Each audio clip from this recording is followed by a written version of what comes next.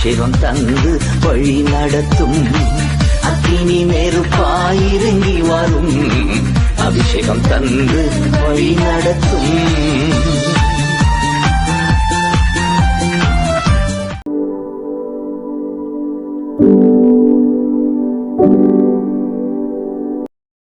நாம் எல்லாரும் கொஞ்ச நேரம் தேவனை நாம் மகிமைப்படுத்துவோம். பரிசுத்தமுள்ள தேவனே, உம்முடைய வல்லமையுள்ள கரம் இந்த நாளிலே எங்கள் மேல் வந்து அமரும்படியாக ஜெபிக்கிறோம் அப்பா.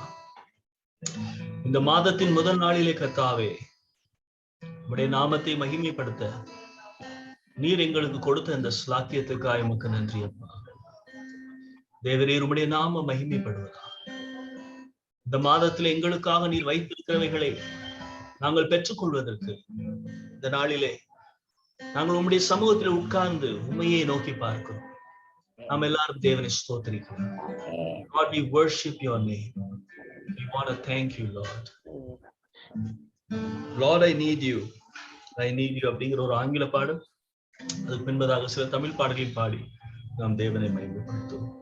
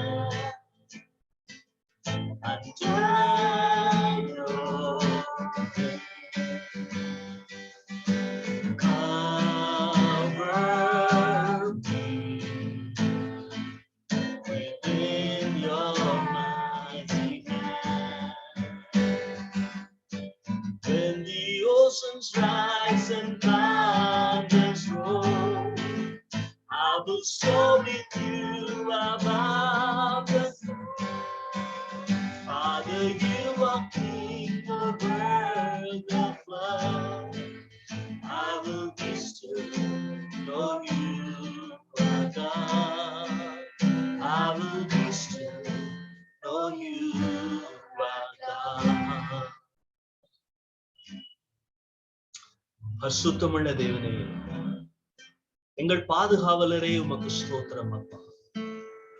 மலைகள் விலகினாலும் பர்வதங்கள் நிலை பெயர்ந்தாலும் என் கிருபை உன்னை விட்டு விலகாது என்று சொன்னவரே, உடைய கரத்தில் எங்களை ஒப்புக் கொடுக்கிறோம். உடைய நாம மகிமைப்படுவதாக.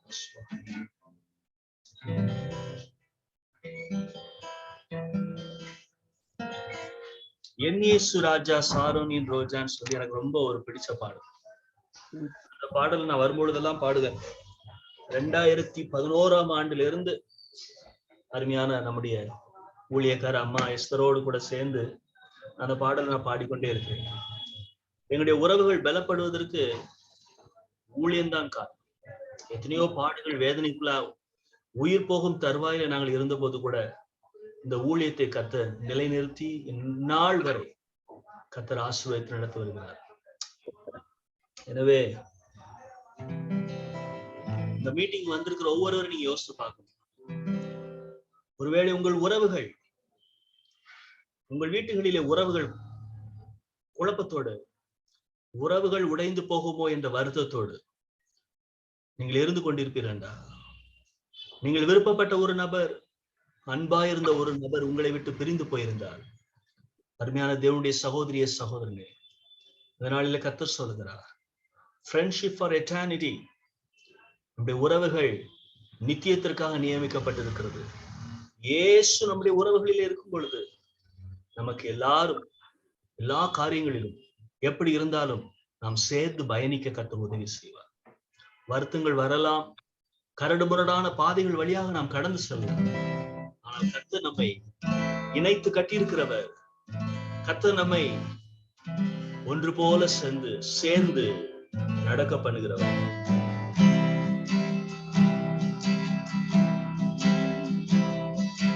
என் இயேசு ராஜா, சாரோனின் ரோஜா, உம் கிருபை தந்தாலே போதும். என் இயேசு ராஜா, சாரோனின் ரோஜா, உம் கிருபை தந்தாலே போதும். அலை மோதும் வாழ்வில் அசையாமல் செல்ல உம் கிருபை முன் செல்ல அருளும். அலை மோதும் வாழ்வில் அசையாமல் செல்ல உம் கிருபை முன் செல்ல அருளும். என் இயேசு ராஜா, சாரோனின் ரோஜா, உம் கிருபை தந்தாலே போதும். என் இயேசு ராஜா, சாரோனின் ரோஜா, உம் கிருபை தந்தாலே போதும். எதிர்காற்று வீச, எதிர்போரும் பேச, என்னோடு இருப்பவர் பெரியவர் நீரே. எதிர்காற்று வீச, எதிர்போரும் பேச, என்னோடு இருப்பவர் பெரியவர் நீரே. இயேசுவே யாத்திரையில் கரை சேர்க்கும் தெய்வம், என் ஜீவ படகில் நங்கூரம் நீரே. இயேசுவே யாத்திரையில் கரை சேர்க்கும் தெய்வம், என் ஜீவ படகில் நங்கூரம் நீரே. என் இயேசு ராஜா, சாரோனின் ரோஜா, உம் கிருபை தந்தாலே போதும். என் இயேசு ராஜா, சாரோனின் ரோஜா, உம் கிருபை தந்தாலே போதும். அலை மோதும் வாழ்வில் அசையாமல் செல்ல உம் கிருபை முன் செல்ல அருளும். அலை மோதும் வாழ்வில் அசையாமல் செல்ல உம் கிருபை முன் செல்ல அருளும். ஹல்லேலூயா பாடுங்க. ஹல்லேலூயா, ஹல்லேலூயா,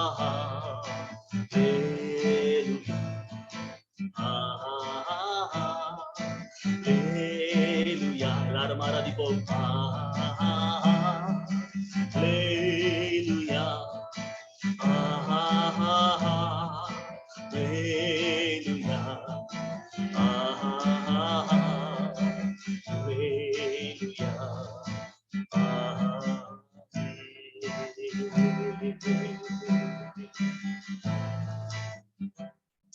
எந்த துக்கத்திலும் உன் பின்னே நான் வருகிறேன் சுவாமி.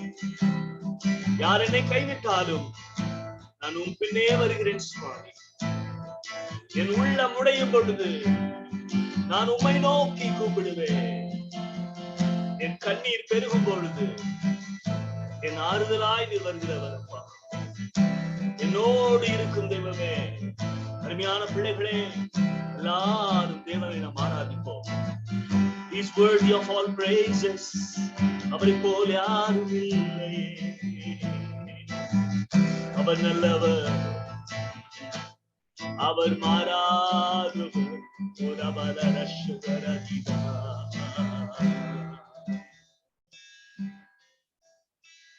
கரம் பிடித்து நடத்துவார்,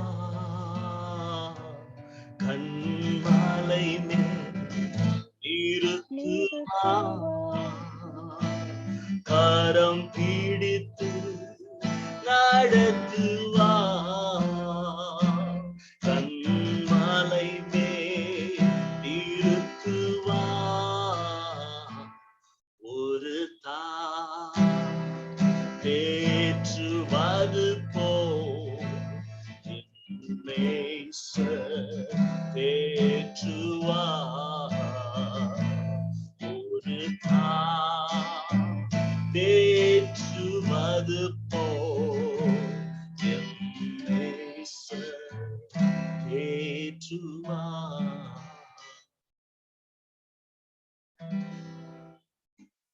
இங்கு ஒரு நபரை பார்க்கிறேன். அவர் தன்னுடைய வாழ்க்கையில எப்பொழுதெல்லாம் கண்ணீர், வேதனை, துன்பங்கள் வரும் பொழுது தன் தாயோடு நடந்து சென்ற அந்த காரியம், தாயோடு நடந்து சென்ற அந்த நேரங்கள், அந்த அருமையான காலங்கள் அவருடைய இருதயத்தில் எப்பொழுதும் தோன்றுகிறது. அருமையான தேவன் சொல்லுகிறார், உன் தாய் என்னோடு கூட இருக்கிறார். உன் தாய்க்கு பதிலாக உன் தாயாக நான் இருக்கிறேன், கலங்காத என்று கர்த்தர் சொல்லுகிறார். ஒருவேளை எங்க அம்மா இருந்திருந்தா எனக்கு இப்படி நடந்திருக்குமா, ஒருவேளை என் தாய் இருந்திருந்தால் எனக்கு இப்படி நடந்திருக்குமா என்று ஏங்கிக் கொண்டிருக்கிறவர்களுக்கு கர்த்தர் ஆறுதலை அளிக்கிறார். பரிசுத்த ஆவியானவரே, இந்த நாளிலே கர்த்தாவே உம்மை நோக்கி கூப்பிடுகிறோம். உலகத்திற்கு பைத்தியமாய் தோன்றுகின்ற இந்த ஆராதனைகளும் வேத வசனங்களும் பரலோகத்திலே தூதர்களுக்கும் உமக்கும் ஆண்டவரே சந்தோஷத்தை கொண்டு வருகிறது. நீர் எங்களை அழைத்திருக்கிறீர், நீர் உண்மையுள்ள தேவன். அப்படியே எங்களை நடத்துகிறார்கள். இயேசு கிறிஸ்துவ நாமத்தில் ஜெபிக்கிறோம் ஜீவன் நல்ல பிதாவே, ஆமென். இன்றைக்கு நமக்கு கர்த்தர் கொடுக்கிற வாக்குத்தத்த வசனம் என்னவென்றால், நான் வாசிக்க போகிறேன். Lords shall fight for you. கர்த்தர் உங்களுக்காக யுத்தம் செய்வார். யாத்ராகமம் எழுதின அதிகாரம் நாம் பார்க்கும் பொழுது, யாத்ராகமம் எழுதின 14ஆம் அதிகாரத்திலே 13வது வசனத்திற்கு நேராக நாம் திருப்பிக் கொள்வோம். 13வது வசனம், 14ஆம் அதிகாரம் 13வது வசனம். அப்பொழுது மோசே ஜனங்களை நோக்கி, பயப்படாதிருங்கள், நீங்கள் நின்று கொண்டு இன்றைக்கு கர்த்தர் உங்களுக்கு செய்யும் இரட்சிப்பை பாருங்கள்.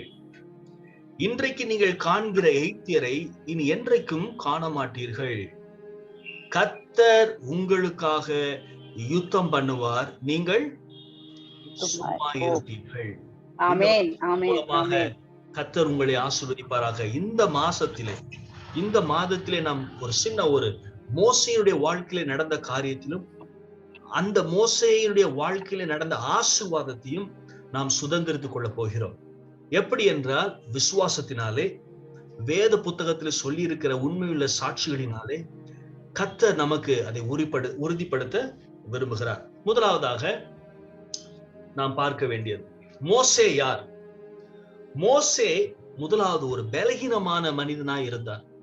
மோசே வயது குறைவாய் இருக்கும் பொழுது எப்படி பலகீனமான மனிதனாய் இருந்தார் என்றால், ராஜ அரண்மனையிலே வாழும் பொழுது அங்கு நடக்கிற தவறுகளை பார்த்து ஒரு நபரை அவர் கொலை செய்கிறார். கொலை செய்வது என்பது ஒரு மனுஷனுடைய பலத்தை குறிப்பதல்ல, அது பலகீனத்தை குறிக்கிறதா இருக்கிறது.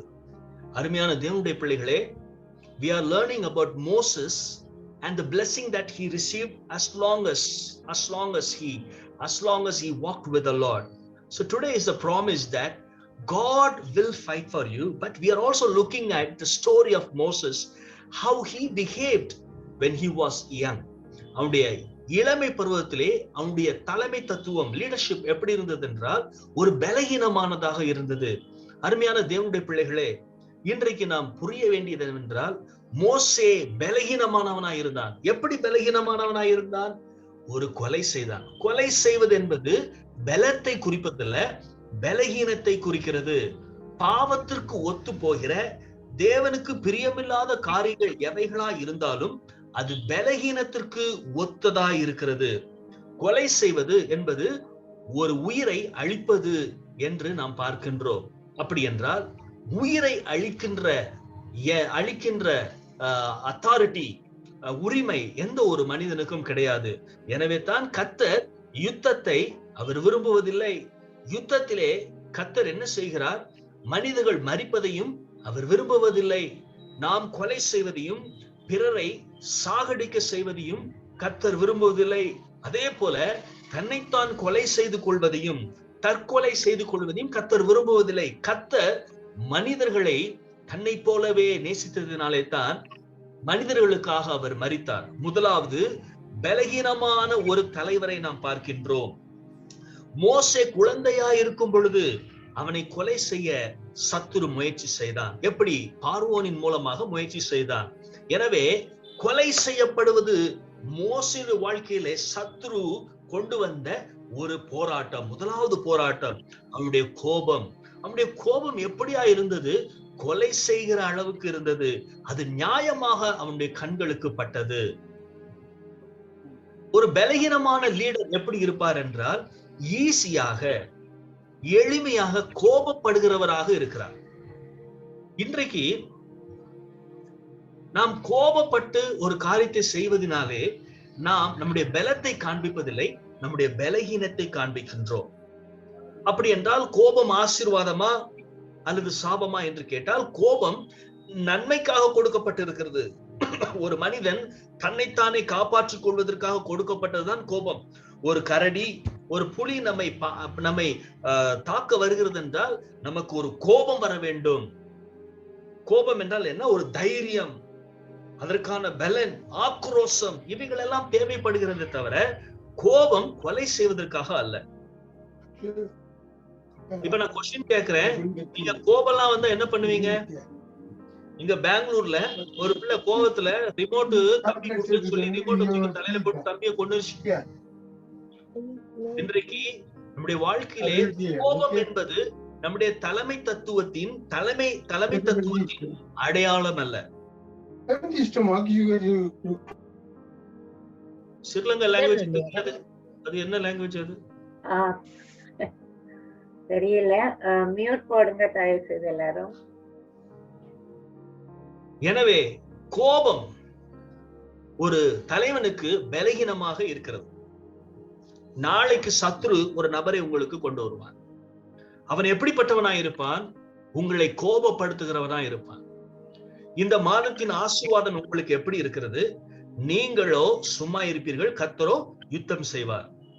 அப்படி என்றால் அருமையான சகோதரி சகோதரியே, அந்த நபர் வரும் பொழுது நீங்கள் செபித்து ஆயத்தப்படுத்தி, இந்த நபரை இந்த முறை தேவ ஆவியின் வல்லமையினாலே கோபப்படாமல் என் காதுகளை முழுவதுமாக திறந்து கேட்டு, அற்புதமாய் அதை நான் கேட்டு, அவர்களை நான் அன்பாக கேட்டு கேட்டு பொறுமையாய் இருந்து என்னை நான் அடக்கி அவர்கள் போகும் வரை பொறுத்திருந்து கர்த்தர் யுத்தம் செய்ய அவர்களை நான் ஒப்புக் கொடுப்பேன்.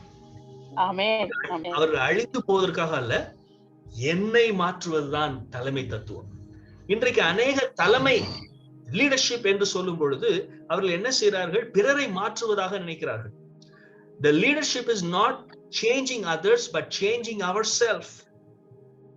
நம்மை நாமே மாற்றுவதுதான் நல்ல ஒரு ஆளுமையின் அடையாளமா இருக்கிறது. தலைமை தத்துவங்கிறதை விட ஆளுமை என்று நான் சொல்ல வேண்டும். ஆளுமையின் அடையாளம். அப்போ இதே சோதனை எனக்கும் வரும், உங்களுக்கும் வரும். ஆசீர்வாதத்தின் அடையாளம் வாயை நாம் ஒத்திவிட்டு காதை பெருசா வச்சு நல்லா கேட்க போறோம். இப்ப நீங்க ரெடியா இருக்கணும். நீங்க தோசைக்கல்லு மாதிரி அவங்க வந்து சுட சுட தோசமா ஊத்துற மாதிரி நீங்க என்ன செய்யணும், புகை மாத்திரம் தான் வரணுமே தவிர என்ன செஞ்சக்கூடாது, குக்கர் மாதிரி வெடிச்சிடக்கூடாது. இப்ப கோவத்துக்கு சில அடையாளங்களா இருக்கு. சில பேர் எப்படின்னா குக்கர் மாதிரி, நம்ம என்ன செய்வோம், கீழே சூடு ஏற ஏற ஏற ஒரு சத்தம் வரும், வரும். அப்புறம் திரும்ப வரும். என்ன தெரியுமா, நான் கோவமா இருக்கேன் அப்படின்னு திரும்ப எரிய டபாரு வெடிச்சிடும். சில பேர் இப்படிதான் கோவப்படுவாங்க, குக்கர் மாதிரி கோவப்படுவாங்க. ஏங்க கோவப்படுத்தாதீங்க, கோவப்படுத்தாத, 2வது விசிலு, கோவப்படுத்தா 3வது விசில் ஒரே அடி. சில பேர் பானை மாதிரி, பானையில ஓட்டப்பட்ட மாதிரி சொட்டு சொட்டா வரும். எப்படி தெரியுமா, கோவம் வரும் போல அழுவாங்க, ஐயோ கொஞ்சம், திரும்ப பானையில ஓட்டப்பட்ட மாதிரி கோவம். இப்படி தன்னைத்தானே வெறுத்து என்ன கோவம் வரும் போதெல்லாம் இப்படி சில பேர் இருப்பாங்க. கோபத்துக்கு நிறைய அடையாளங்கள் இருக்கிறது. எனவே முதல் ஆசீர்வாதம், ஆளுமையின் அடையாளத்தை பெற்றுக் கொள்வோம். கோபத்தை குறைப்போம். கோபத்தை கண்ட்ரோலா மாற்ற முடியாது. பாஸ்டர் வந்து இங்க ஹீலிங் மீட்டிங்ல கோபமே இல்லாமல் உங்களை மாற்றுகிறேன்னு சொன்னா நம்பவே நம்பாது. அவர் மேல உங்களுக்கு கோபம் வந்துடும் பின்னாடி. ஆனால் அந்த ஆளுமையின் அடையாளத்தை கர்த்தர் கொடுத்து என்ன செய்வார், கோவப்பட மாட்டார். ஒரு ஊழியக்காரர் என்னை சந்திக்க வந்தார், சண்டை போடணும்னே அவர் வர்றாரு. ஒரு தவறு நடந்து விட்டது, அப்படி ஆர்கனைசேஷன்ல ஒரு தவறு நடந்துச்சு. அந்த தவறை கேட்பதற்காக அவர் மிகுந்த கோபத்தோட வந்தார். அப்ப அதுக்கு முந்தின நாள் நான் ஜெபம் பண்றேன், ஆண்டவரே என்ன செய்ற சுவாமி, இப்ப அவர் கோபத்துல வர்றாரு, எனக்கும் கோபம் வரதான் செய்யும், எனக்கும் கோபம். ஆனா அன்னைக்கு என்னமோ தெரியல, என் லைஃப்லயே ஒரு ஆச்சரியமா இருந்துச்சு, கோபமே வரல. அவர் வந்து என்கிட்ட கோபமா பேசுறாரு, நான் ரொம்ப அமைதியா இருந்தேன். எனக்கு நான் அவர் போன உடனே ரொம்ப சந்தோஷம், ஆண்டவரே நான் கோவப்படல, ஒரு பெரிய எனக்கு ஒரு மாற்றத்தை கொடுத்தீரே, உமக்கு நன்றி அப்பா அப்படின்னு சொன்னேன். அருமையான தேவனுடைய பிள்ளைகளே, இந்த மாசத்துல இதை நான் முயற்சி செய்ய வேண்டும். பலகீனமான ஆளுமை அல்ல, பலமுள்ள ஆளுகை. அப்ப நீங்க டைரியில இல்லாட்டி உங்க கையில உங்க மனசுல நீங்க இப்ப யோசிக்கணும், இல்ல எழுதிக்கணும், இந்த மாதம் சுவாமி நான் கோவப்பட மாட்டேன். அப்ப அடுத்த மாசம் சேர்த்துதான் சொல்றேன், இந்த மாசம் இல்ல, எல்லா நாள் ஆண்டவரே கோபத்தை என்னிலே ஆற்ற உன்னுடைய வல்லமையை என் மேல் ஊற்றுமப்பா. மோசையே, உன்னுடைய வாழ்க்கை மாற போகிறது. நீ 40,000 ஜனங்களை நடத்த வேண்டியவன். 40,000 ஜனங்களை அவனுடைய ஆளுமைக்குள்ளாக கொண்டு வர வேண்டிய உன்னை கோபம் அழித்து விடாதபடி இந்த நாளிலே உன்னை கர்த்தர் ஒரு பெரிய படைக்காக, ஒரு பெரிய சேனைக்காக உன்னை ஆயத்தப்படுத்துகிறார். அருமையான தேவனுடைய பிள்ளைகளே, ஒரு பெரிய சேனை நமக்கு முன்பதாக வர வேண்டும் என்றால் நம்மில் தாமே ஒரு பெரிய மாற்றம் வர வேண்டும். மாற்றம் ஒன்று, சின்ன கோபம். மோசே ஒரு பெரிய லீடர் ஆகணும்னா அவன் சாந்தம் உள்ளவனாக மாறும் வரை பாருங்க. அருமையான தேவனுடைய பிள்ளைகளே, உங்களுடைய வாழ்க்கையில ஒரு பெரிய மாற்றம் வரப்போகிறது. அப்ப நீங்க யோசிப்பீங்க, 1ஆம் தேதி வந்து இவர் எதை பத்தி பேசுறாரு, இந்த கோபம், அதுதான் நேட கோபமே எனக்கு வராத. அடுத்த வாரம் உங்களுக்கு சோதனை வரும், நீங்க எனக்கு கால் பண்ண போறீங்க. ஹல்லேலூயா. அதனால கோபம் உள்ளவர்கள் இன்றைக்கு கர்த்தரிடத்துல சொல்லுங்க, ஏசப்பா நான் கோபப்படாதபடி உதவி செய்யுங்க ஆண்டவரே. ஆமென், ஆமென், ஆமென், ஆமென், ஆமென், ஆமென், ஆமென். ரொம்ப சந்தோஷம். அடுத்ததாக மோசேயுடைய ஊழியத்துல நடந்த இன்னொரு காரியத்தை, அந்த லீடர்ஷிப்ல இன்னொரு விஷயத்தை நம்ம பார்க்கலாம். இந்த ஷேரிங் எனக்கு கொடுத்தீங்கன்னா I can share this. I will do. Yes, sure. Thank you. So நம்முடைய மரம் எப்படி வளருகிறது என்று, மரம் வளர்வதை போலதான் ஒரு ஆளுமையின் குணாதிசயங்களும் வளருகிறது. எனவே மரம் வளருவது போல ஆளுமையின் குணாதிசயங்களும் வளருகிறது. Okay, I'll just open this. பார்க்க முடியுதா? Yeah. Okay, thank you.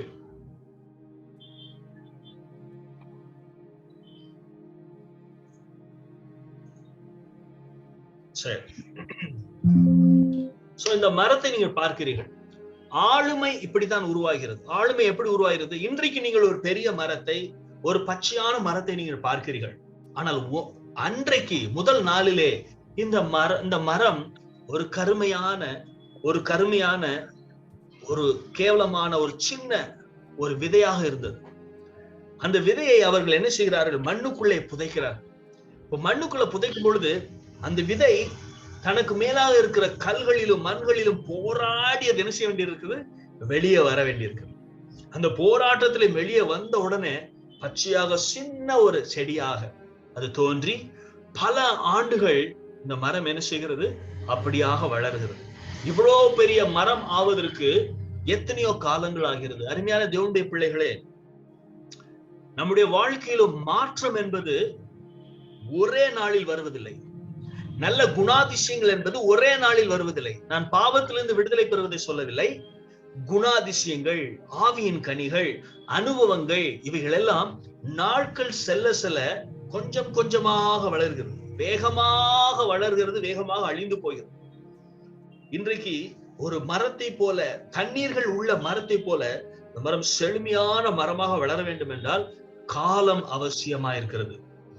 அப்ப அந்த மரம் என்ன செய்யுது? கொஞ்சம் கொஞ்சமா வளருது. இப்ப நீங்க மரத்தை பாக்குறீங்க. இந்த மரத்தை பார்க்கும் பொழுது உங்க வீட்டுக்கு வெளியில கூட மரம் இருக்கலாம். மரத்தை பாருங்க.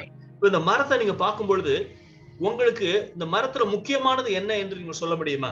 இந்த மரத்துல முக்கியமானது என்னவென்று உங்களால் சொல்ல முடியுமா? யாராவது ஒருத்தர் சொல்லுங்க பாக்கலாம். வேர் பாஸ்டர், வேர். சூப்பர், ரொம்ப அருமையா சொன்னீங்க. வேர் பாஸ்டர், வேறு அப்படின்னு யார் சொன்னா? மகேஸ்வரி. மகேஸ்வரிக்கு இன்றைக்கு 100 மார்க். ஆமா, நெக்ஸ்ட் டைம் மகேஷுக்கு நம்ம என்ன செய்யலாம்? மிக்ஸி கிரைண்டர் ஏதாவது கொடுக்கலாம். இந்த திருப்பி 100 மார்க் மகேஸ்வரி. மகேஸ்வரி, நீங்க வேறுன்னு எதற்காக சொன்னீங்க? பிகாஸ் பாஸ்டர் நாங்க சீட் போட்டோன்னு, அது சீட் வந்து என்னன்னு கேட்டால் அது வந்து வேர் கொடுத்து தான் வேர் மண்ணுக்குள்ள வேர் போய் அது அதுக்கு பிறகுதான் ஒரு மரமா முளைஞ்சு வந்து அழகான ஒரு வடிவான ஒரு மரமா நிக்கிது. அந்த மரத்தை அதை பார்க்கக்குள்ள எங்களுக்கு ஒரு ஆனந்த, மகிழ்ச்சி, சந்தோஷமும் வரேன்னு. அது கிட்ட வேறாலதான் வேர் ஊண்டி நிக்கிறதுனாலதான் மரமா வளர்ந்து நிக்குது பாரு. ரொம்ப ரொம்ப ரொம்ப சந்தோஷம். இங்க பெங்களூர்ல மரம் வளர்க்கறதுக்கு இடம் தேவைப்படுது. ஆனா நிறைய மரங்கள் பெங்களூர்ல இருக்குது. ஆனால் இந்த செழிப்பான மரங்கள் கரையோரத்துல பார்க்கும்போது மகிழ்ச்சியா இருக்கு. வேர் மிகவும் முக்கியம். முதலாவது உங்க பிள்ளைகளுக்கு நீங்க சொல்லிக் கொடுக்க வேண்டியது என்னவென்றால், பிள்ளைகளை வளர்ப்பில் நீங்க சொல்லிடுவாங்க. ஏப்பா இங்க பாரு, ஒரு சரி நாளைக்கு என்ன செய்யுங்க, உங்க பிள்ளைக்கு ஒரு பூஞ்செட்டியை கொண்டு போயிட்டு, ஒரு பூந்தொட்டியை கொண்டு போய் காமிங்க உங்க பிள்ளைங்கிட்ட. காமி சொல்லுங்க, தம்பி இதுல நீ நிறைய பாக்குறிய, பாப்பா இதுல நிறைய பாக்குறிய, இது எதுமா முக்கியம் அப்படின்னு சொல்லு. ஃபிளவர் அப்படி சொல்லுவாங்க. நீங்க சொல்லுங்க, வேர் தான் முக்கியம். The root is most important thing சொல்லி உங்க பிள்ளைங்களுக்கு சொல்லி கொடுக்கணும். வேர் எதுல இருக்கிறது? நம்முடைய வேர் கிறிஸ்துவிலே இருக்க வேண்டும். நம்ம பிள்ளைகளுக்கு அதை சொல்லி கொடுக்க வேண்டும். ரைட். வேர் மிக மிக முக்கியமா இருக்கிறது. இந்த வேர் எப்படி படர வேண்டும் என்றால், நம்ம இப்படி இந்த சைடும் வலதுபுறமாகவும் இடதுபுறமாகவும் முன்பாகவும் பின்பாகவும் இந்த வேர் என்ன செய்ய வேண்டும்? படர வேண்டும். வேறு நேர போனா ஆழமாக போவது நல்லதான். ஆழமாக போக வேண்டும். இப்படி படர்ந்தும் இருக்க வேண்டும். காரணம், அது உறுதியாக நிற்பதற்கு முழுவதுமாக ஆழத்திலும் சைடுல எல்லா இடத்திலும் சேர்ந்து என்ன செய்ய வேண்டும்? பரவ வேண்டும். அப்ப இந்த வேர் கண்ணுக்கு தெரியாததா இருக்கிறது. நம்முடைய ஆளுமை பிறருக்கு தெரிய வேண்டிய அவசியம் இல்லை. நாம் ஆளுகிறேன் என்று நாம் காண்பிக்க வேண்டிய அவசியம் இல்லை.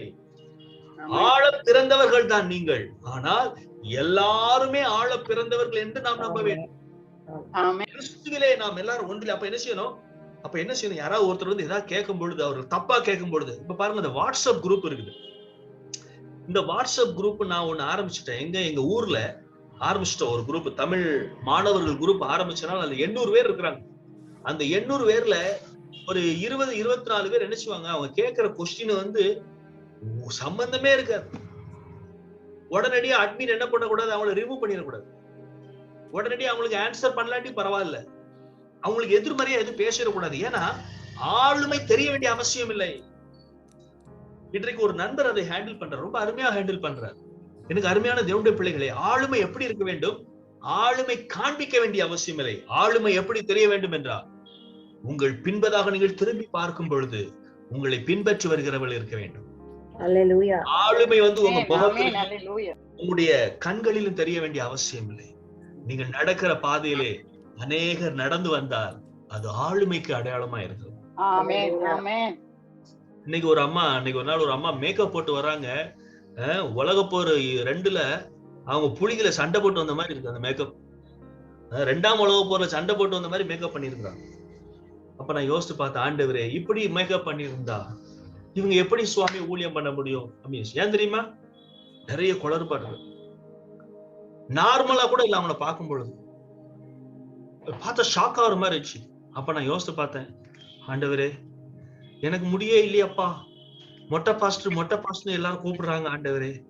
ஆனாலும் கர்த்தாவே, நான் திரும்பி பார்க்கும் போது ஒரு 4 பேராவது வரணும் சுவாமி. ஆமென். நாளை காணும். ஆமென்.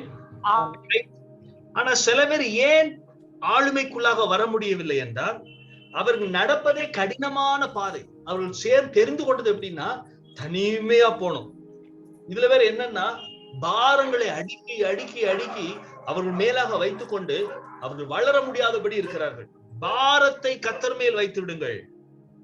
தாழ்மை உள்ளவனையோ கர்த்தர் உயர்த்துகிறார். இன்றைக்கு ஏன் நாம் ஜெபிப்பதில்லை? ஆன்சர் பண்ணுங்க. ஏன் நாம் ஜெபிப்பதில்லை?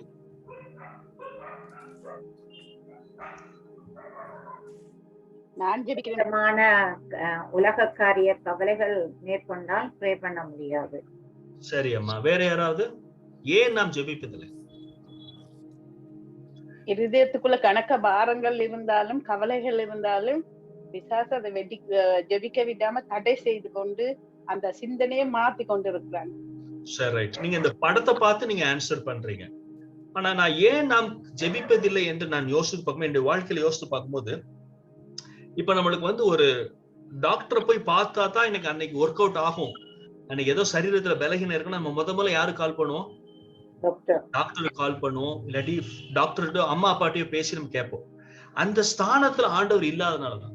இப்ப எதுனா நாமே செய்ய முடியும் அப்படிங்கிற யோசிக்கிறவங்க தான் பாரத்தை சுமப்போம். பாரத்தை சுமக்கிறவர்கள் யார்? நானே சுமக்க முடியும் என்கிறவர்கள் தான் பாரத்தை என்ன செய்வாங்க? அடுக்கி வைப்பாங்க. இந்த இடத்துல நீங்க பார்க்கிற நபர் அவரோட பாரத்தை மாத்திரம் அடுக்கி வைக்கல, ஊர்ல உள்ளவங்க பாரத்தெல்லாம் என்ன செஞ்சிருக்கிறாரு? போண்டா மாதிரி மேல பாருங்க அடுக்கி வச்சிருக்கிறாரு. இன்றைக்கு சில பேர் என்ன, அவங்களுக்கு மாத்திரம் கவலைப்படுறது இல்ல, மத்தவங்களுக்கும் சேர்த்து கவலைப்படுவோம். எல்லாருடைய பாரத்தையும் வச்சுக்கிட்டு இப்படி இருந்தா நம்முடைய வாழ்க்கை எப்படி இருக்க முடியும்? தலைமை தத்துவத்தின் இன்னொரு அடையாளம் பாரத்தை கர்த்தர் மேல் வைத்து விடும். எப்படி மோசே 40,000 ஜனங்களை அவர் நடத்த முடியும்? 40,000 ஜனங்களை அவர் நடத்த வேண்டும் என்றால் பாரத்தை அவர் இறக்கி வைக்க வேண்டும். அதெல்லாம் நாம் பார்க்க போகிறோம். அடுத்ததாக நாம் பார்க்கிறது என்னவென்றால், okay, this is over. Okay, அருமையான தேவனுடைய ஜனமே கவனியுங்கள். ஒரு மனிதன் தன்னுடைய ஆளுமையில வளர்வதற்கு தடையா இருப்பதற்கு ஒரு காரணம் என்னவென்றால், எல்லாவற்றையும் அவனாகவே செய்து கொள்வது. எல்லாவற்றையும் அவனாகவே செய்து கொள்வது. இன்றைக்கு அருமையான தேவனுடைய ஜனமே, நீங்கள் எப்படிப்பட்டவர்களாக இருக்கிறீர்கள் என்று நீங்கள் யோசித்து பார்க்க வேண்டும். இப்பொழுது நாம் வாசிக்கலாம்.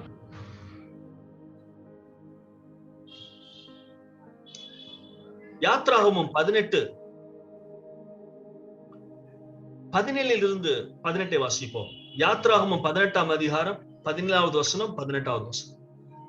அதற்கு மோசேயின் மாமன், நீர் செய்கிற காரியம் நல்லதல்ல, நீரும் உம்மோடு இருக்கிற ஜனங்களும் தொய்ந்து போவீர்கள். இது உமக்கு மிகவும் பாரமான காரியம். நீர் ஒருவராய் அதை செய்ய உம்மாலே கூடாது. அருமையான தேவனுடைய ஜனங்களே, உங்களை நீங்க பக்கத்துல யாராவது இருந்தா சொல்லலாம், இல்ல உங்களை பார்த்து சொல்லுங்க, இது உமக்கு இது பாரமானது, உம்மால் சுமக்க கூடாது. அருமையான தேவனுடைய ஜனமே, இன்றைக்கு நாம் பெரிய ஆளுமையை நாம் செய்ய வேண்டும் என்றால் நாம் பிறரை சார்ந்து இருக்க வேண்டும். நம்முடைய பாரத்தை நாம் மாத்திரம் சுமந்தால் முடியாது. இன்றைக்கு பாருங்க, சில ஊழியத்துல செய்யறவங்க, சில வீட்டுல இருக்கிறவங்க, எப்பவும் பாருங்க சாவி அவங்க கையிலே தான் இருக்கும். எல்லாமே அவர்கள் செய்ய விருப்பப்படுவாங்க. யார்ட்டும் எதையுமே கொடுக்க மாட்டாங்க. இப்ப எங்க வீட்டுல எனக்கு மொத்தம் 14 பேர் இருக்காங்க. என் வீட்டுல யாக்கோபருடைய குடும்பம் மாதிரி ஒட்டகமும் கழுதையும் தான் இல்ல, மீதி எல்லாம் இருக்கு. 4 நாய் இருக்கு. அப்போ இந்த வீடு இவ்வளவு பல எக்கச்சக்கவே இருக்காங்க. இந்த வீட்டுல முதல்ல நான் என்ன பண்ணேன், எல்லாமே நானே செய்து கொண்டிருந்தேன். கொஞ்ச நாள் கழிச்ச உடனே எல்லாரையும் ட்ரெயின் பண்ணி எல்லாருக்கும் ப்ராப்பரா ட்ரைனிங் கொடுத்த உடனே இப்ப எங்க குடும்பமே ஒரு சபையாய் மாறிவிட்டு, எல்லாருமே கீபோர்டு வாசிப்பாங்க, எல்லாமே கிட்டார் வாசிப்பாங்க, எல்லாரும் பாடுவாங்க, எல்லாரும் சேர்ந்து வீட்டை கிளீன் பண்ணுவாங்க, எல்லாரும் கரண்ட சேவ் பண்ணுவாங்க, எல்லாரும் வாட்டர் இருக்கான்னு பார்ப்பாங்க. அப்படிப்பட்ட குடும்பமாய் மாறிது. காரணம் என்னவென்றால், என்னால் முடியாத ஒரு சூழ்நிலைமை வரும்போதுதான் அதை செய்வோம். ஆனா ஆண்டவர் தெளிவா இப்பவுமே சொல்லியிருக்காரு, அருமையான சகோதர சகோதரியே, இன்றைக்கு கஷ்டப்படுவதற்கு வேறு யாரும் காரணம் இல்லை, நீங்கள் தான். சில மாமியாரை பாருங்க, மருமக செஞ்சா கூட இவங்க உள்ள நுழைஞ்சி அந்த சாம்பார புளிக்குழம்பா மாத்தாத வரைக்கும் விட மாட்டாங்க. சில ஊழியக்காரர் பாருங்க, எல்லாரும் சேர்ந்து பாடுன்னு சொல்லி மைக்க கொடுத்துருவாரு. அப்புறம் ஒரே மைக்க அவரு அதிகமா வச்சுக்கிட்டு எல்லாத்தையும் உடைச்சுடுவாரு. நம்ம கோயில்ல நடக்கிற பாலிடிக்ஸ் மாதிரி, நம்முடைய சபையில நடக்கிற பாலிடிக்ஸ் மாதிரி இந்தியாலயும் யூகேலயும் எங்கேயுமே கிடையாது. பயங்கர பாலிடிக்ஸ். ஹாலஜன் லைட் அவங்க மூஞ்சுக்கு நேரா வைக்கணும், மைக்கு அவர் மாத்திரம் பிடிக்கணும், தன்னுடைய பிள்ளைகள் மாத்திரம் பாடணும். ஏன்லாம் இதெல்லாம் சொல்றேன்னா, இது ரொம்ப அசிங்கமா இருக்கிறது. அருமையான தேவனுடைய பிள்ளை, அவங்க பிள்ளைங்களை விட்டு ஒருத்தர் கூட நல்லா வாசிட்டா அந்த பையன் போய் குறை சொல்லிட்டு அவனை தூக்கிடுவான். கேவலமா இருக்கிறது. காரணம் என்னன்னா, இவர் எல்லாத்தையும் கண்ட்ரோல் பண்ணி எவ்வளவு நாள் கண்ட்ரோல் பண்ணுவார்? எப்படி ஊழியம் வளரும்? ஊழியமே வளராது. மிஞ்சி போனா நீங்க என்ன செய்வீங்க? ஒரு 5000 பேர் உள்ள சபையை கட்டுவீங்க, அவ்வளவுதான். அதுக்கப்புறம் என்ன பண்ணுவீங்க? உங்க பிள்ளைங்க உங்க அனுபவிப்பாங்க, கார்ல போவாங்க வருவாங்க. அதுக்கப்புறம் எங்க கொண்டு போறாங்க? இன்றைக்கு இது மிகுந்த இயேசு கிறிஸ்துவினுடைய நாமம் உலகம் எங்கும் பரவுவதற்கு அநேக கிறிஸ்தவர்களாக இயேசுவை பின்பற்றுவதற்கு ஒரு பெரிய தடையா இருக்கிறது. எனவே இந்த ஊழியக்காரர்கள் என்ன செய்யறார்கள்? இல்லாவிட்டால் இந்த குடும்பத்தில் என்ன செய்யற கணவன் என்ன செய்யறாரு? எல்லாவற்றையும் கண்ட்ரோல் வச்சிருப்பாரு. மனைவி என்ன செய்வாங்க? எல்லாவற்றையும் கண்ட்ரோல் வச்சிருப்பாங்க. மற்றவர்களுக்கு ஷேர் பண்ணவே மாட்டாங்க. அந்த இதை போய் நீ பண்ணு, இதை போய் நான் பண்ணு, எல்லாம் நானே தான் பண்ணுவேன், எல்லாம் எனக்கு சரி, எல்லாம் கண்ட்ரோல் பண்ணி தானே பாரத்தை சுமந்து கொள்வார். இன்றைக்கு நம்முடைய லீடர்ஷிப் எப்படி இருக்கிறது? இல்ல பாஸ்டர், நான் கொஞ்சம் விட்டுட்டா தப்பு பண்ணிடுவாங்க, கொஞ்சம் விட்டுட்டா பிள்ளைங்க தப்பு பண்ணுவாங்க, ரொம்ப பிரச்சனை, நான் கொடுக்க முடியாது, யாரையும் நம்ப முடியாது. அப்ப எப்பதான் நம்ப போறீங்க? ஒருவேளை சொல்வது கடினமாக இருந்தாலும் தயவு செய்து மன்னித்துக் கொள்ளுங்கள். நாம் மாற வேண்டிய காலமா இருக்கிறது. உங்களுடைய ஊழியம், உங்களுடைய வீடு, உங்களுடைய பிசினஸ் ஆசீர்வதிக்கப்பட வேண்டும் என்றால் நீங்கள் எல்லாருக்கும் எல்லாவற்றையும் கொடுத்து அவர்களை பழக்குவிக்க வேண்டும். ஊழியம் ஏன் அழிந்து போகிறது? ஊழியம் அழிந்து போவதற்கு முக்கியமான காரணம் என்னவென்றால், அவர்களுக்கு பின்பதாக யாரும் இல்லை. அவருக்கு பின்பதாக அவர் உருவாக்கிய ஒரு நபர், நம்பிக்கைக்குரிய ஒரு நபர் இல்லை. ஊழியத்திற்கு அழிவின் முக்கிய காரணம் பிறருக்கு நாம் அதை பகிர்ந்து கொடுக்காதனால. அப்ப நல்ல லீடர்ஷிப் என்பதென்றால் பகிர்ந்து கொடுத்து, டெலிகேட் யுவர் வொர்க். எல்லாமே நீங்களே பண்ணலாம். எல்லாத்தையும் ஒரு பாடுவதற்கு 2 பேர் தப்பா பாடட்டும், பரவாயில்ல, கொஞ்ச நாள், அப்புறம் சரியில்லைன்னா மாத்துங்க.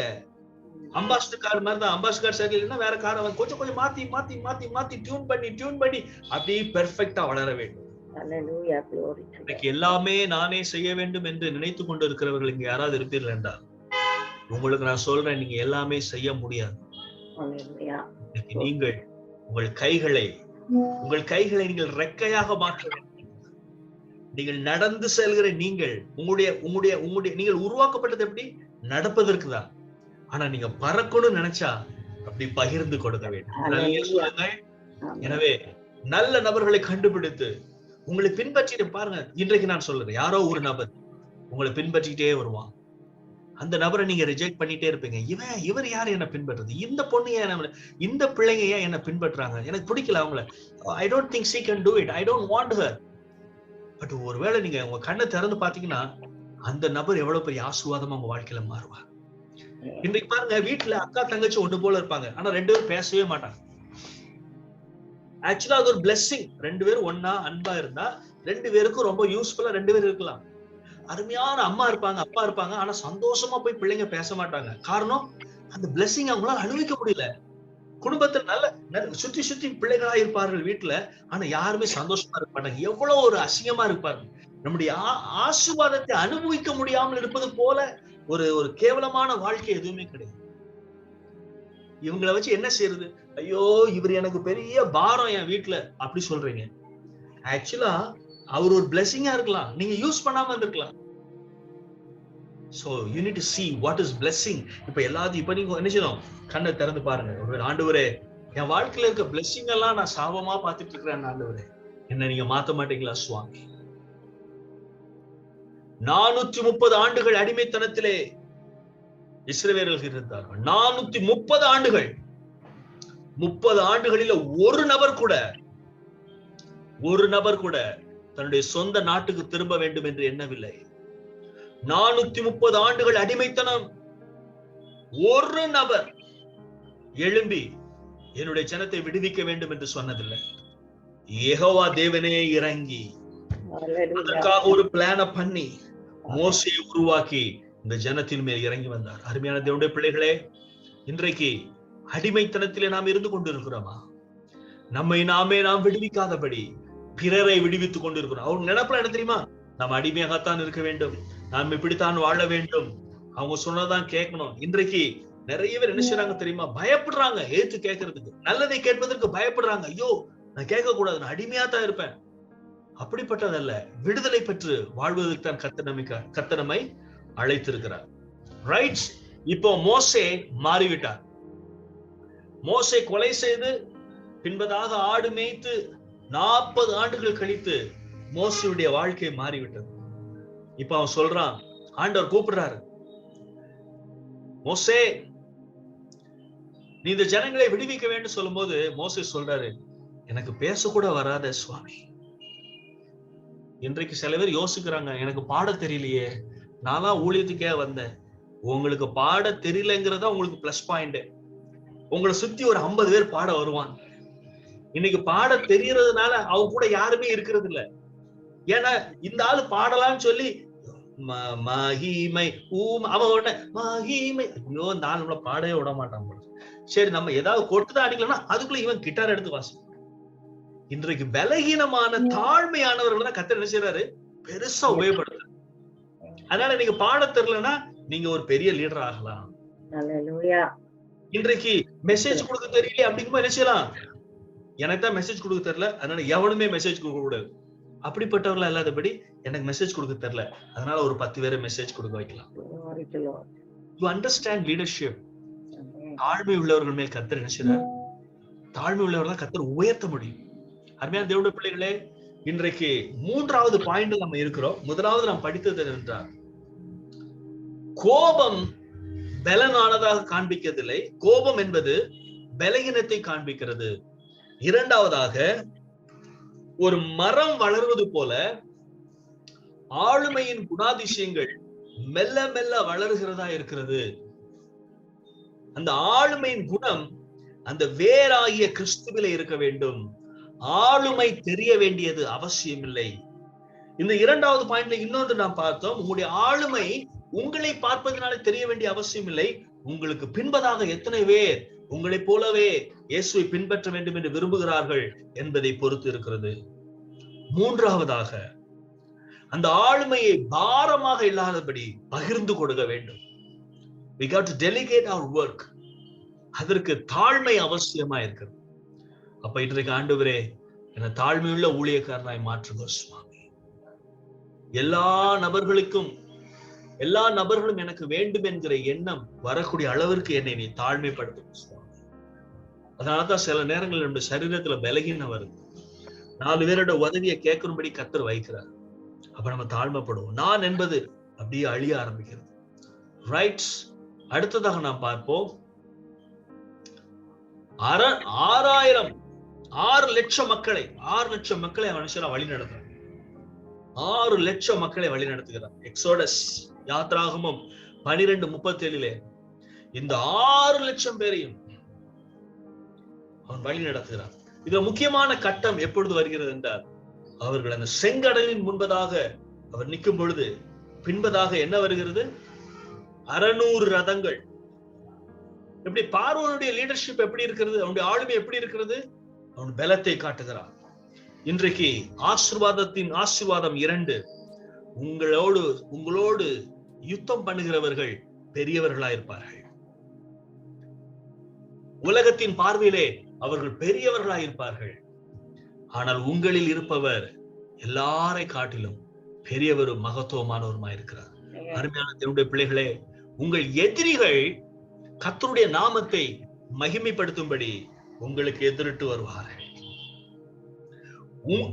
எதிராளிகளிலே கர்த்தருடைய நாமம் மகிமைப்பட போகிறது. எப்படி? அந்த எதிராளி அவனுடைய பலனை நம்பி வருகிறான். நீங்களோ கர்த்தரை நம்பி கரையிலே நின்று கொண்டு இருக்கிறீர்கள். பயம், நடுக்கம்.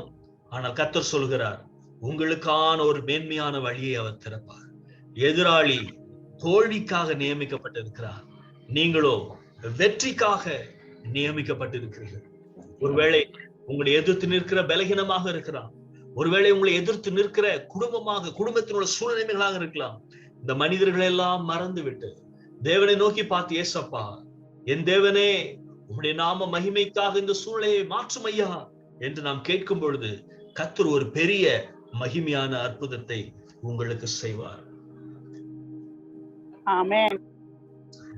அருமையானவர்களே, அடுத்ததாக நாம் பார்க்கும் பொழுது மூன்றாவது அந்த பாரத்தை பகிர்ந்து கொடுப்பதை நாம் பார்த்தோம். நான்காவதாக நாம் பார்க்க போகிறது என்னவென்றால்,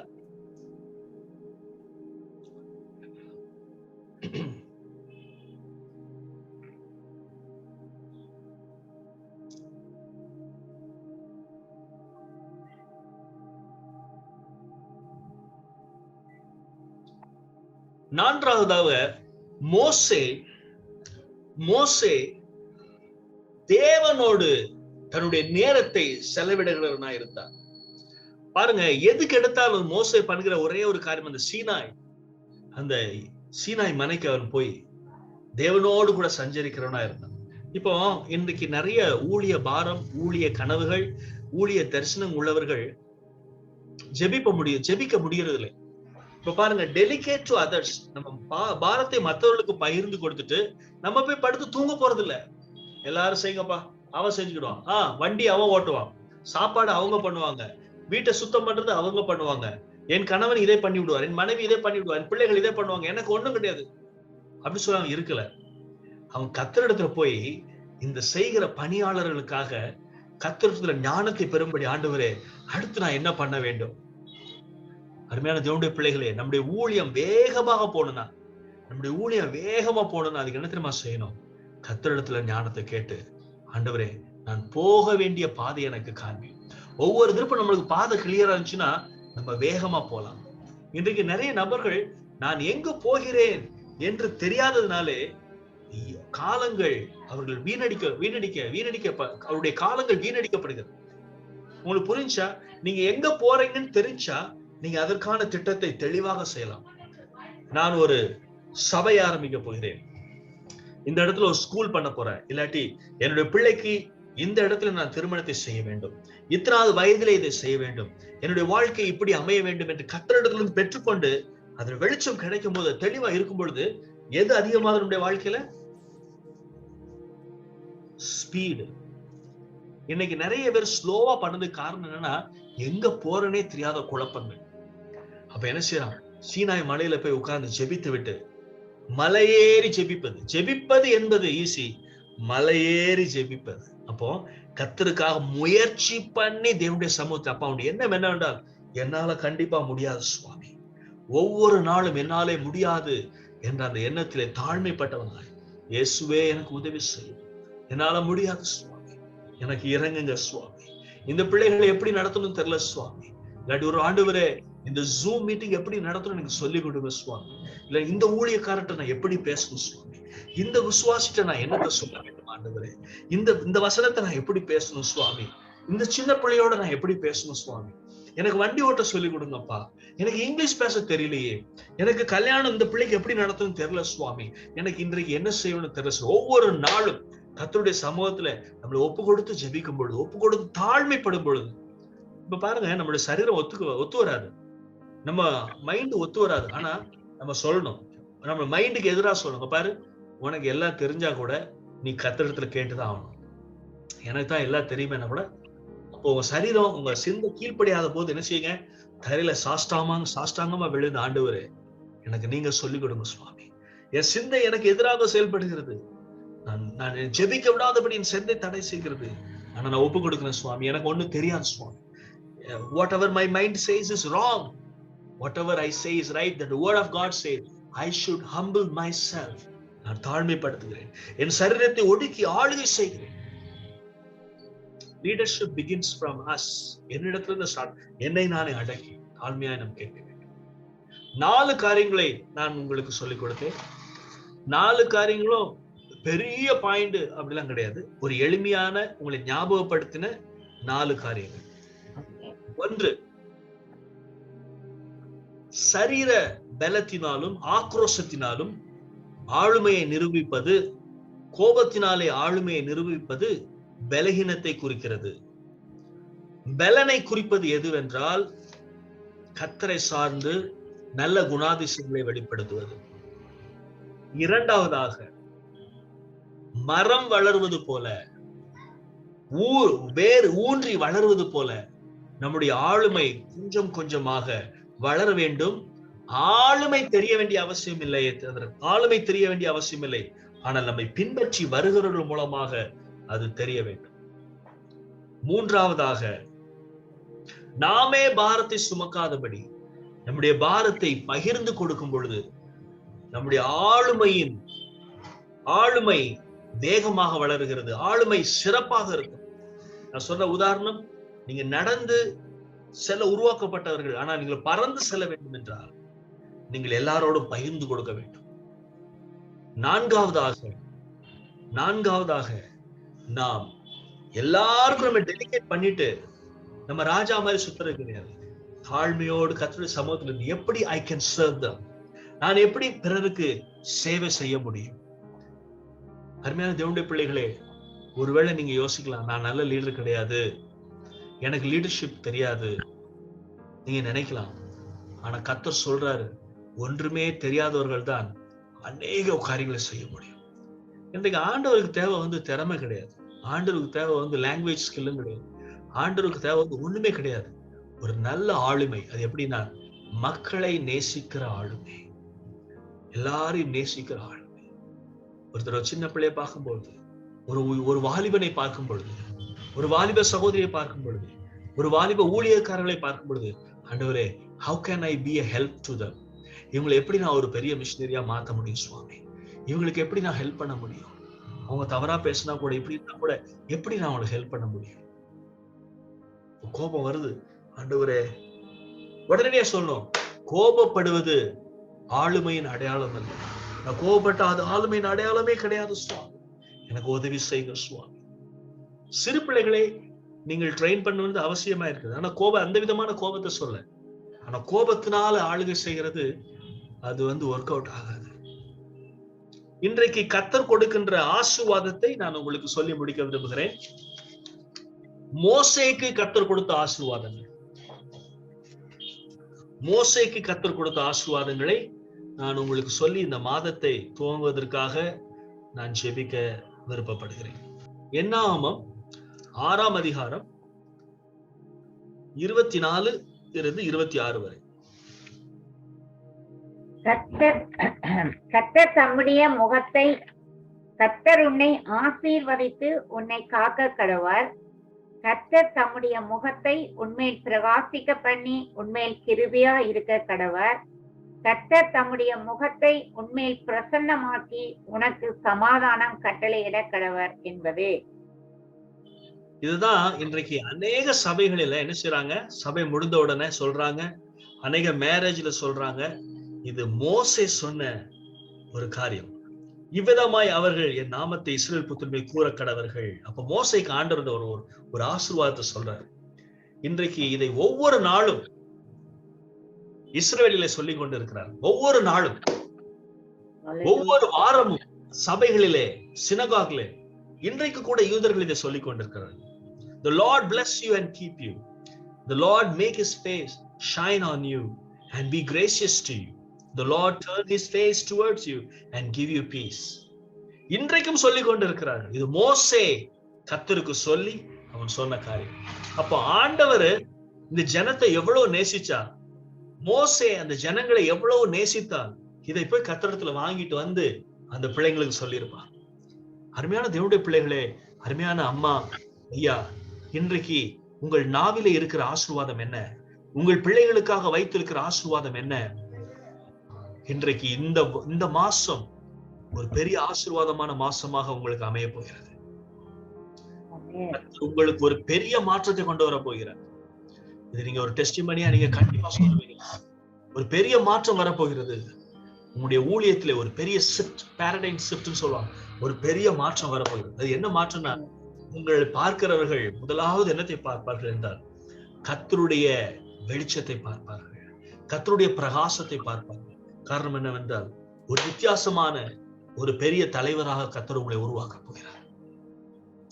அதற்காக உங்களுக்கு கொடுக்கிற முதல் ஆசீர்வாதம், ஒன்று, உங்கள் எதிராளிகள் பெரியவர்களா இருப்பார்கள்.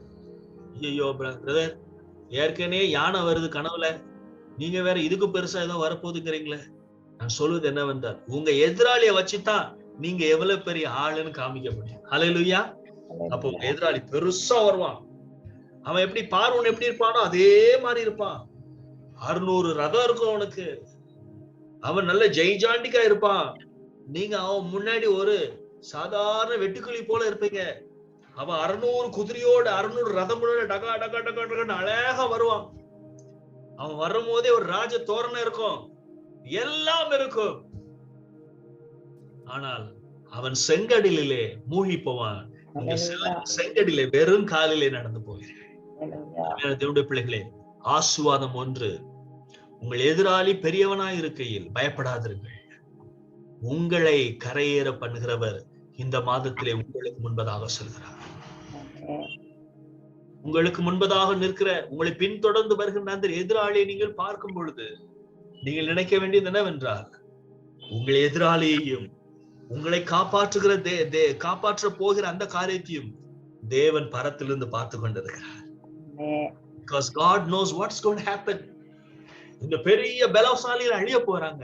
என்னுடைய பிள்ளைகளோ கடலுக்கு முன்பதாக பயந்தார்கள், இப்பொழுதோ அவர்கள் நடந்து சொல்வார்கள். உங்களுடைய கால்களை கர்த்தர் பலப்படுத்துகிறார். நீங்கள் நடக்க வேண்டியது இன்னும் அதிகம். நீங்கள் கரையை கடக்க வேண்டும் என்றால் ஒரு கடலை கடக்கக்கூடிய பலத்தை கர்த்தர் உங்களுக்கு கொடுக்கிறார். கொஞ்சம் யோசித்து பாருங்க, ஒரு மனுஷன் ஏமாத்திரம், ஒரு கடல் ஏமாத்திரம். இன்னைக்கு சிஸ்டர் பிரேயர் பண்ணிட்டு இருந்தாங்க, விசாக்காக நிறைய பேர் பிரேயர் பண்ணிட்டு இருக்கிறீங்கன்னு. ஏங்க, அந்த காலத்துல கடலை சும்மா காலிலே நடந்து போயிருக்கிறாங்க. இன்னைக்கு கர்த்தர் உங்களை பறக்க வைக்க மாட்டாரா? உங்களுக்காக ஒரு சிக்னேச்சர் போட மாட்டாரா? எல்லாருக்கும் நடக்கல, உண்மைதான். ரீசெண்டா யாருக்குமே கிடைக்கல, உண்மைதான். ஆனா உங்களுக்காக அவர் சிக்னேச்சர் போட மாட்டாரா? உங்க எதிராளி கவர்மெண்ட் மாதிரி பெருசா தெரியுது. கர்த்தர் சொல்றாரு, உனக்காக பாதைகளை திறக்கிறேன். You're going to fly soon. You're going to go.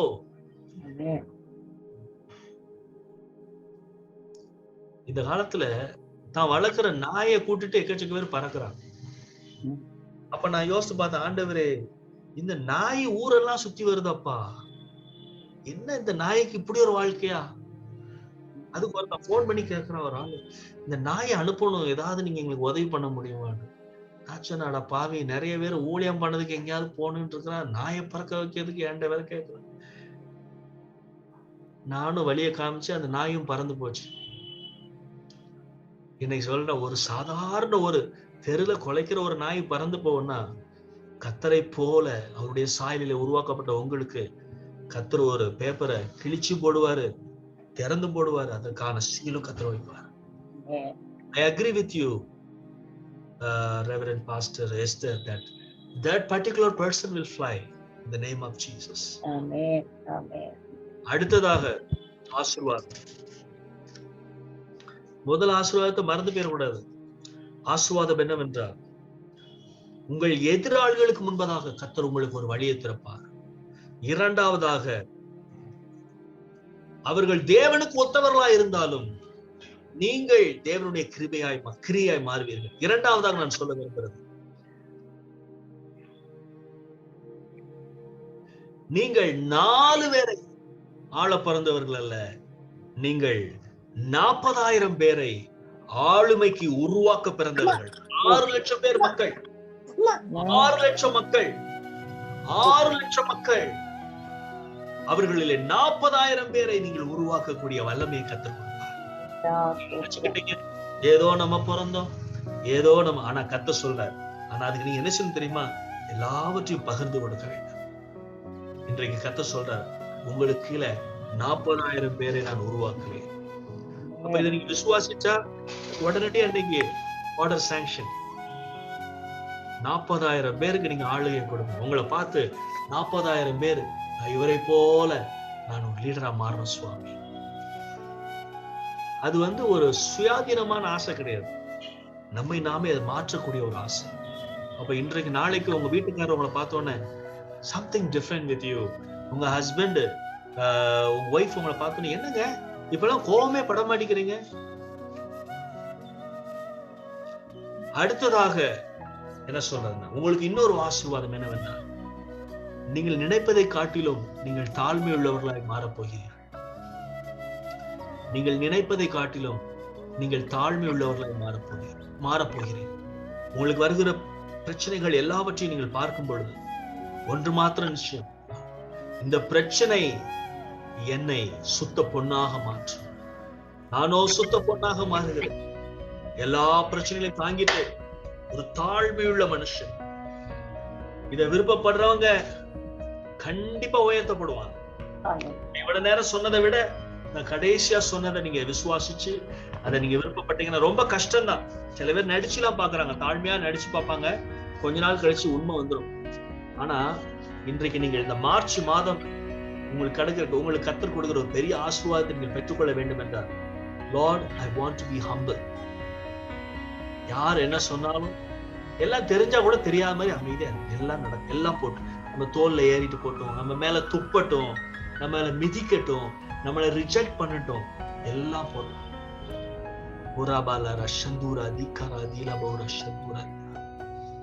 வியாதியிலே படுத்திருக்கிற ஒரு சகோதரி அழுது கொண்டு அவள் கேட்பாங்க, ஆண்டவரே என் வாழ்க்கை மாறாதா?